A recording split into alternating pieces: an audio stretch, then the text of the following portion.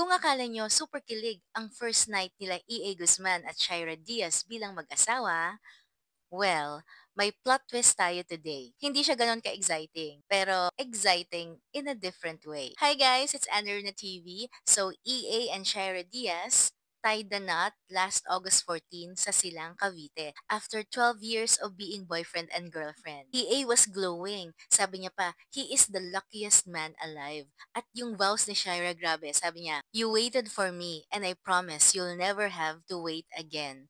Magiging masaya ka na mamaya. Shaira, ang daming nag-react nung sinabi mo yon. As in, napawu ang lahat na nasa simbahan. Akala ng lahat, alam na. Pero ayon sa PEP article na nabasa ko, pagdating daw nila sa hotel, knockout agad si Shaira. Sabi ni EA, pagod na pagod siya.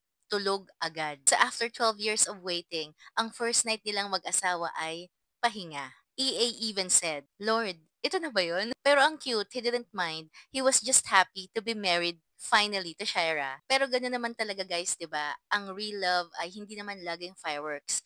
Minsan may tulugan din. Nakakatuwa si EA kasi even sa first night nila, he showed a lot of respect and patience. Pero gano'n talaga guys, 'di ba? Kasi yung wedding nakakapagod yan kasi they start in the morning, 'di ba? Tapos matatapos gabi na. Kaya tulog na lang talaga. And let's not forget, malaki drama feels ang wedding nila Shaira at EA. K-drama all the way sila. 'Di ba may nami-shoot sila sa kanilang prenuptial?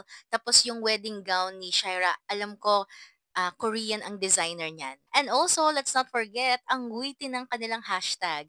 It was, ano yan? Sharang Ayo. Shaira, Sharang Ayo. Basta ganon. So, anong take nyo dito? Ako, ang take ko dito, find someone like E.A. Guzman. Find someone who has shared values with you at talagang mahal na mahal ka. At kung natuwa kayo sa video na to, alam nyo na ang gagawin. See you on my next video, guys.